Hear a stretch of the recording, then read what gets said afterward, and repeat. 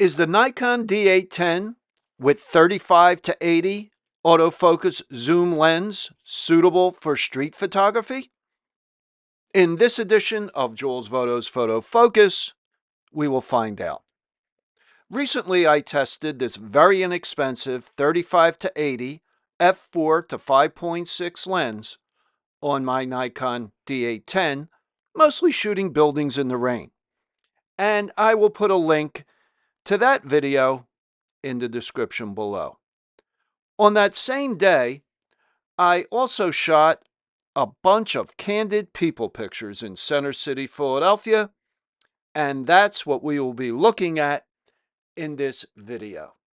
Now, I had the camera set for autofocus exclusively, and remember, this combination has no image stabilization. There's no vibration reduction in either the lens or the camera body. So I really like doing this type of photography, and I really like doing it in inclement weather, rain, fog, even snow. And so that's what I did. I just walked around and just shot a bunch of pictures. Anything that caught my eye. In many cases, I had the camera up to my eye. In others, I just held it by my side. I don't like to stick the camera in people's face. Now, this shot here was a slow shutter speed. It was a little dark, the entrance to this building, but I like all the reflections. And in this case, I don't mind it. I think I probably would have liked it better if I was using a camera with IBIS. Now, it started to rain really hard, and this lens is not weather sealed, so I had some plastic with me, a little plastic bag. I put it over the camera, just leaving the lens out, right up to the lens shade. And I really like pictures like this. That's the Cathedral Basilica in Philadelphia in the background, and this gentleman, I guess he'd been out for a smoke and was just walking back to his office. Now, as you all probably know, Philadelphia is known as the city of brotherly love. So there's a lot of love murals and there's a love sculpture. And so I shot a little bit of that. And here is the love sculpture. These people, I think they were students having their picture taken by, I guess, their instructor. And as soon as he was done, I just took a couple of quick shots. And that young man in the back, right under the E, is looking right at me, right at the camera, smiling. Nobody else was. The others were just leaving after having the picture taken, but this young man, I guess he noticed me taking his picture and gave a big smile. Now, normally pictures like this, street photography of people, I am using my Nikon Z8, which has really good subject recognition. And it will pick up people, will pick up right on the eye. With this, I just had it set to a central focus point, and obviously it has none of that. It does not have subject recognition. So not all these pictures are in focus. Sometimes I was lucky enough to catch the person in the foreground, and then the depth of field kept the people in the background in focus. In this situation right here, I just had the camera at my chest level and was just firing some shots. Like I said earlier, I don't want to put a camera right in people's face. People don't know what you're doing, what you're going to use that picture for, especially today with so much going on with the internet. And so I just try to be as unobtrusive as possible. Now, this lens is very small, so it's not as noticeable as, let's say, if I was using my Z8 with the 24 to 72/8 zoom. So I just, in many cases here, just fired away with the camera either at my hip, at my chest level, or sometimes I brought it right up to my eye. Now this one here, I was waiting to cross the street. I noticed this bicycle. The camera was by my side, so I just pressed the shutter release. And I was fortunate that it was in focus. I was shooting at a small aperture. I believe it was f11. Same thing here. I had the camera by my side, saw this. The inside of her umbrella matched her jacket. So I thought that was interesting. This lady was making a purchase at a street vendor. Again, just by my side. Same thing here. I held the camera, I guess, also by my side, just kind of aimed it at the subjects. And one nice thing, this original shot was wider, okay, it encompassed a greater area. But the nice thing with a high megapixel count camera such as the D810, 36 megapixel, you can crop a good bit. Same thing with this one.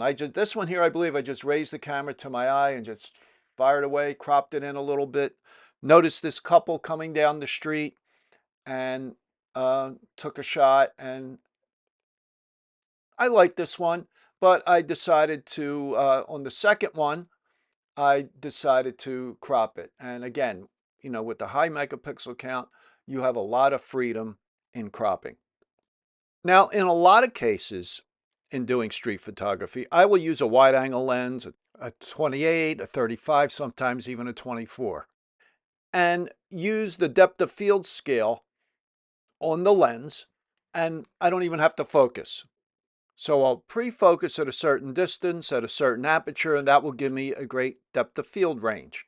Well, this lens has no depth of field scale, and it also has a very narrow manual focus ring. So it's basically useless for manual focusing. Now this shot here, I was crossing the street, and I did have the camera up to my eye, and I really like the way things change every split second, right? People are moving, so the image changes every split second. So you'll notice here in the background that gentleman with the umbrella. Previously, he had been hidden. You just saw the umbrella. Now he's got it held up high to get over these other gentlemen.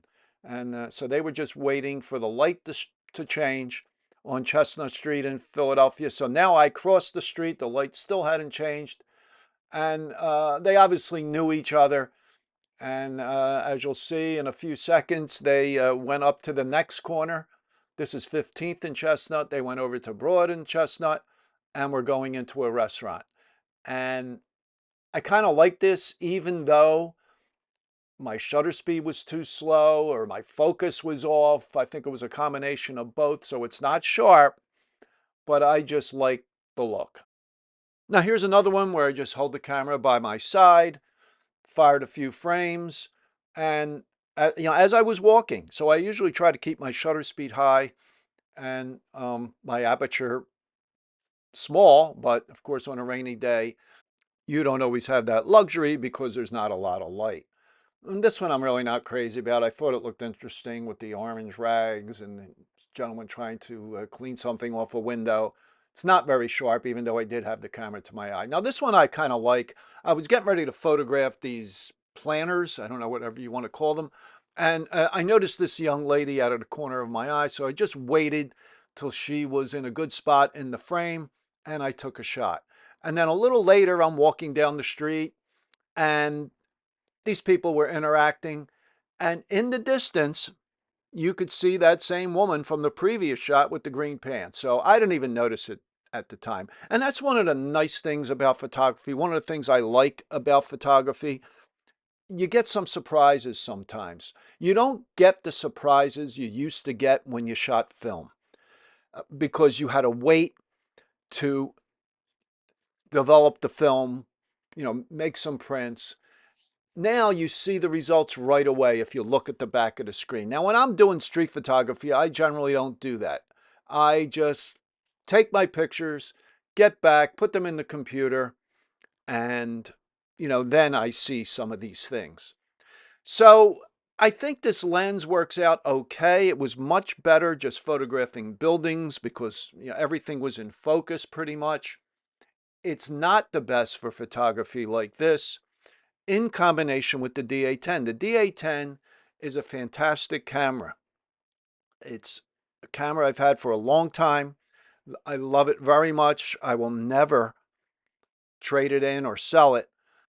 But I don't think it's the best camera for this type of photography, at least not with an autofocus lens, the fact that it doesn't have subject recognition.